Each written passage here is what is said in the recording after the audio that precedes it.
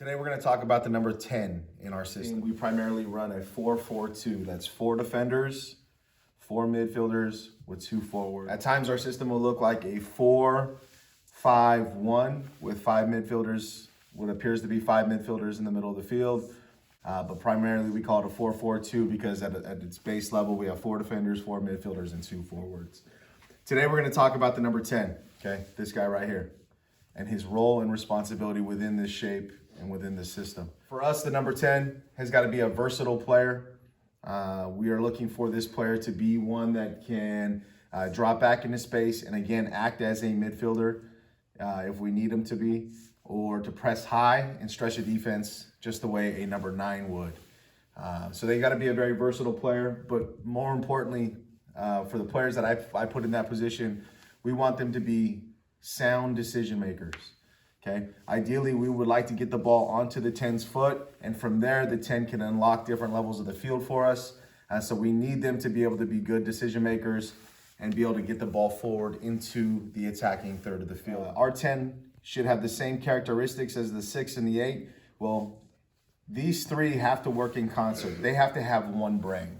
Okay. They've got to be seeing the field the same way. They need to understand the system and the concepts, understand what the defense is trying to do to us in that moment. So again, when you talk about the importance of the 10, not only must they have a good working relationship with our attacking players, but they must be in concert, in sync with the 6 and the 8, because these 3 have to have an understanding of where the space is on the field and how can we get the ball into it. Space, to me, is the most critical piece, okay? Right? One reason why we play the 4-4-2 is because I believe, having been raised in this system, we cover the most ground and we give ourselves the best opportunity to always find the space. And if you look at the way we're set up here, in my opinion, we've got great balance right down the middle of the field. How do I create space in an area of the field where I've already got 2 midfielders, I've got a forward, okay? How do I find my space, okay? And this ties back into having a strong working relationship with the attacking players, but then also thinking on the same page as the 6 and the 8, the facilitators in our attack. And it starts like this. Since we asked the 9 to stay high and stretch the field, okay, we are creating this pocket of space for the 10 to work into, okay? And so what we like to see is the 10, when he recognizes that, say, Ricky presses high and occupies the defense, taking them as far away as he possibly can, now the 10 can check back into space and receive a ball on his foot, okay? This is an excellent example of filling and creating space in our system, right? Okay. Likewise, okay, if we're building out of the back line and we've got our 8 checking over and we've got our 7 pressed out to the wing and we've got Ricky, again, stretching the defense, recognizing the space at the top of the attack, well, what should our 10 be doing? Okay, what should our 10 be doing?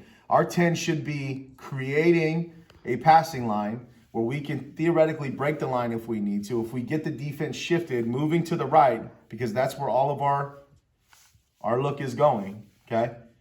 Can our 10 find a pocket of space, again, filling the space, create a passing angle so that we can go here and quickly flip and catch the defense off guard. In terms of being a good decision maker, the 10 also has to be an excellent passer. So for me, the players that I ultimately rotate through the number 10 position have got the same skill set as maybe your 6 or your 8, okay?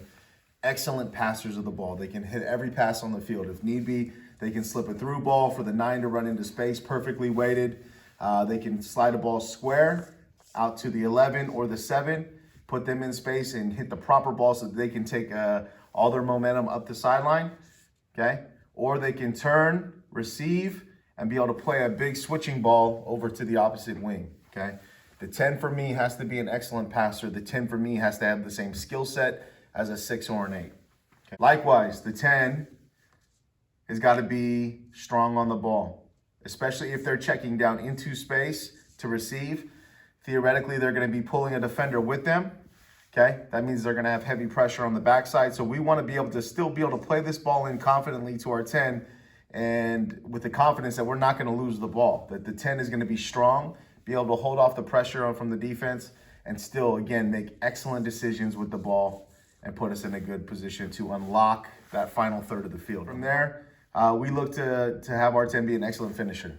Okay, they've got to be able to hit a ball from 20 to 25 yards out. He's a critical piece in the finishing end. Okay, not only because of his ability, as I mentioned before, to finish from 20 to 25 yards out, but his relationship with our best attacking players. That would be our 11, our 7, and our 9. Okay, where we want our 10 to have an excellent relationship with these players so that when he gets the ball on his foot, not only is he looking for that shooting window, can he finish from 20 to 25 yards out, but if that shot isn't there, if that window closes, how can he put these guys in position to become the finisher? By definition, we're looking for this player to be a pivot player. We're looking for this player to have a great relationship with the 11, 7, and 9. And then we're looking for this player to be an excellent decision maker.